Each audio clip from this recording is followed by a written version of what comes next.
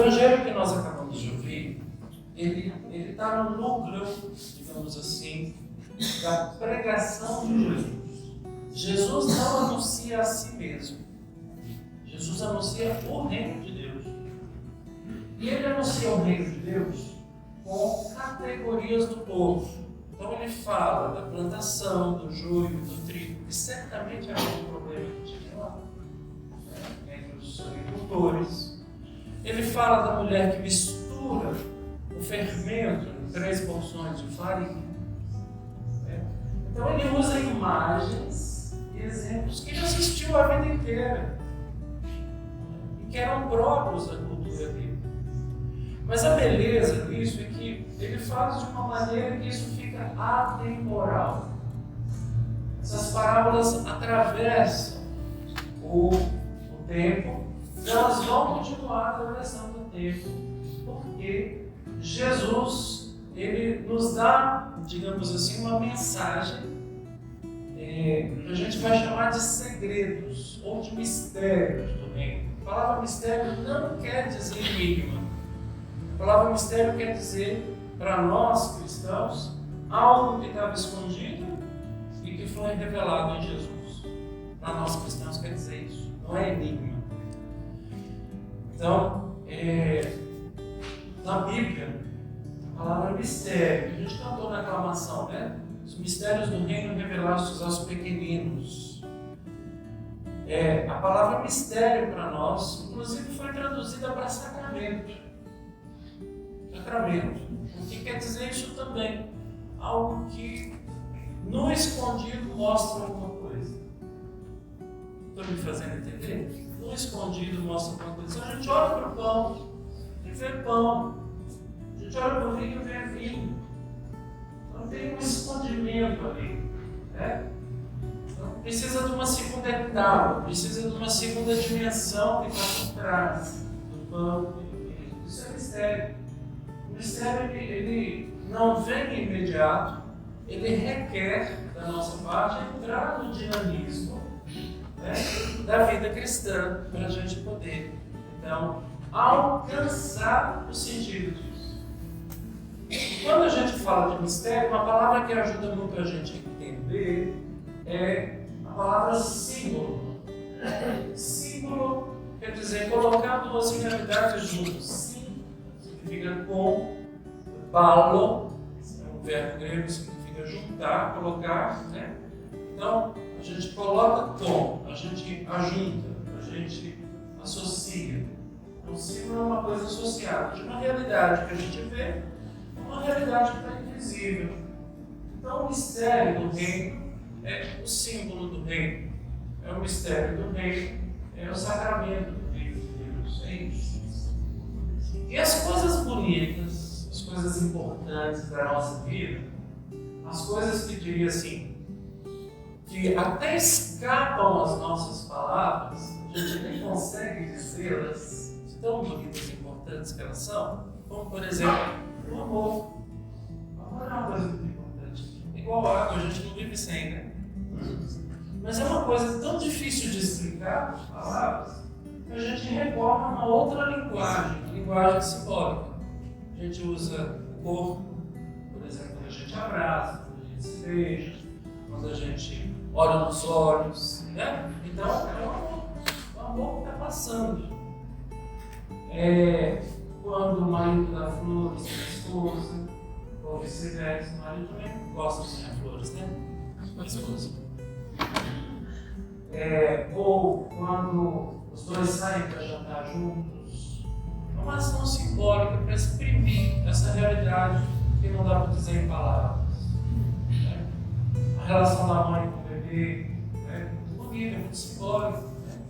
Não adianta ela dizer para o filhinho que ela o ama, né? O amor é isso ou aquilo.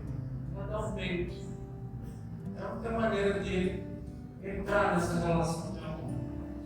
Eu acho que nós somos como bebezinhos. E que em algum momento na vida a gente precisa de entrar na relação não pela cabeça, mas pelos sinais. E Jesus ele faz isso com o povo, ele ensinava em parábolas A palavra parábola quer dizer também símbolo. E ao ensinar em parábolas, Jesus não explica as parábolas. Aí vocês podem dizer, mas hoje no Evangelho ele explicou para os discípulos. Calma lá.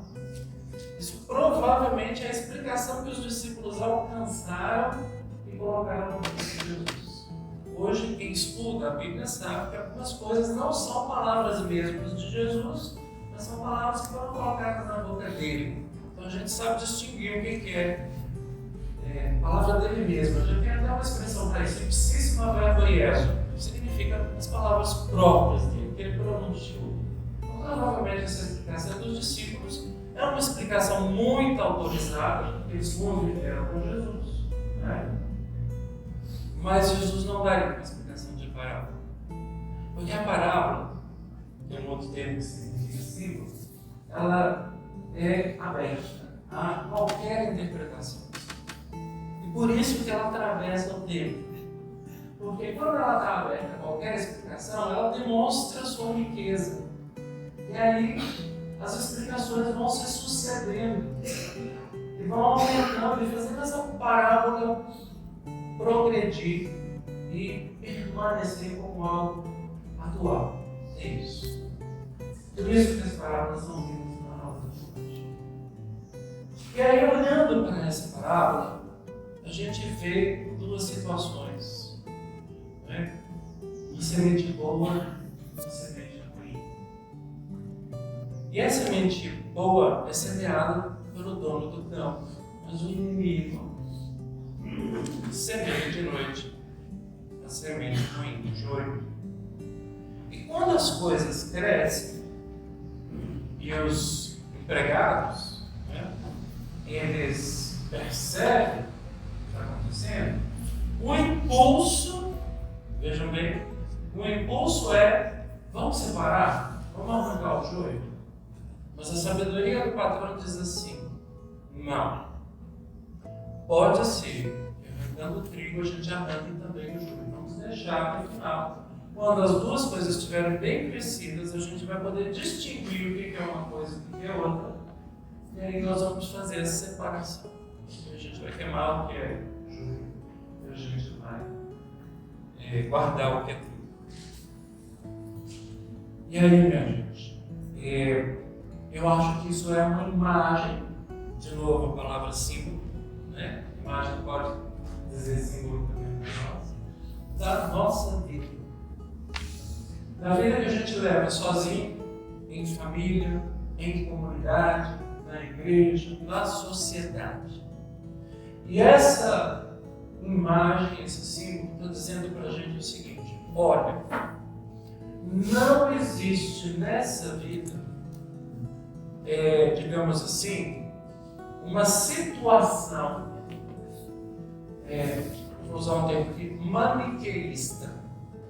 Isso é bom e isso é ruim. Como se o mundo e a vida pudessem ser divididos em duas partes: o bom e o ruim. Não. Enquanto a gente estiver nessa plantação da vida, as coisas vão se misturar muito. E às vezes a gente não vai conseguir distinguir, com a nossa capacidade, a gente não vai conseguir distinguir de imediato o que é bom e o que é ruim, elegendo algumas coisas como sumamente boas e outras coisas como sumamente ruins. Não funciona assim a vida. Às vezes a gente precisa de tempo para que as coisas maturem dentro de nós, dentro dos nossos relacionamentos, dentro das situações em onde a gente está.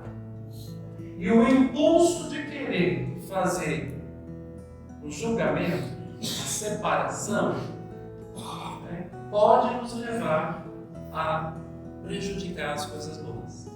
É isso. E isso vale para tudo. Vale para os pais que educam seus filhos e começam a perceber, por exemplo, um comportamento e querem logo. E aí, como eles trabalham em parceria, né, um diz para o outro: vamos esperar um pouquinho. A hora não está boa de dizer certas coisas. Não é assim?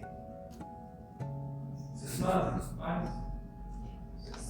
espera, deixa amadurecer, numa hora boa chama, conversa, estou percebendo isso. Né? Às vezes numa empresa, é a mesma coisa. Né? A gente tem que tomar a decisão certa, tem que ver que caminho escolher, né? Precisa de tempo. Às vezes precisamos de decisões rápidas também, mas enfim. Né? Na sociedade, a gente tem várias situações na nossa sociedade que a gente não pode cair no erro de dizer é ruim por natureza. Não. Às vezes é difícil dizer isso. Precisamos de tempo para maturar. E a história vai mostrando para a gente como é que isso matura dentro de nós. E que às vezes uma coisa muito ruim que aconteceu conosco pode resultar numa coisa muito boa. Pode. Estava escutando agora um programa antes de vir para a missa. E aí era um bispo que estava falando, ele falou assim, uma coisa boa da pandemia foi isso. Coisa boa da pandemia foi que a gente agora pode se comunicar, né, com todo mundo, rapidamente, né, com essas transmissões e tal. A gente não pode dizer que a pandemia foi inteiramente ruim para nós. Não foi, ela abriu um monte de perspectivas para a gente. Então, o bispo, depois que a pandemia passou, depois de muito tempo, ele percebe que isso foi bom. Mas ele precisou desse muito tempo depois. Porque na hora que a gente está vivendo as situações, a gente tende a escolher ou a prestar mais atenção nas coisas ruins, na dor, no sofrimento, nas coisas que latejam, e a gente não consegue dizer as coisas boas.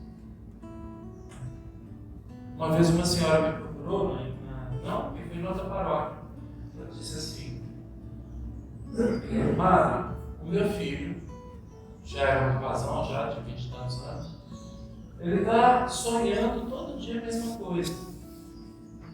E ele sonha com uma pessoa que chega para ele e fala, leia Mateus, não sei o que, os capítulos e os versículos. E todo dia mesmo capítulo, mesmo versículo. E quando a gente abre lá no capítulo do versículo, é aquela passagem da Bíblia que Jesus tira o espírito ruim dos homens que não viveram lá no cemitério, estavam possuídos pelo demônio, e joga os espíritos nos porcos e os homens ficam libertos. Nossa, a gente está muito assustado com isso. Eu falei, mas por que vocês estão assustados? Não, por causa desses espíritos ruins, desse homem vivendo no cemitério. Mas vocês não prestaram atenção na parte que Jesus liberta dos porcos, dos espíritos, joga os espíritos nos porcos, não? Olha o lado bom. A parábola não está falando só da coisa ruim, ao contrário, ela está mostrando que a gente é libertado. Não tinha pensado nisso. Porque a gente presta atenção na dor, infelizmente. A gente presta atenção na coisa ruim, infelizmente. A gente presta atenção nas coisas que às vezes não merecem toda a nossa atenção. E que existem, acontecem, né? Sempre. Mas é bom perceber, ouvindo a primeira leitura, que tudo concorre para o bem, porque tem Deus guiando a história. Então a sabedoria desse texto é para nós hoje. Para a gente olhar para a nossa paróquia e falar assim, tem coisa ruim sim, mas as coisas boas são muito melhores. Para a gente olhar para a nossa própria vida e falar assim, olha, eu tenho tantos defeitos, mas o que Deus me deu de bom é muito bacana. Para a gente olhar para a pessoa que está ao nosso lado e perceber que às vezes ela está se comportando de determinada maneira desagradável, ruim, é porque às vezes na terra dela está se remexendo o joio e o trigo. Ela tem essa luta lá dentro. E a gente precisa dar tempo para ela. Como eu preciso de tempo às vezes. O Evangelho muda o nosso olhar. Jesus muda o jeito que a gente vê a vida. Jesus ensina a gente a viver. E às vezes a gente precisa dessa sabedoria para não prejudicar a semente boa que Deus plantou. Amém. Amém. Soli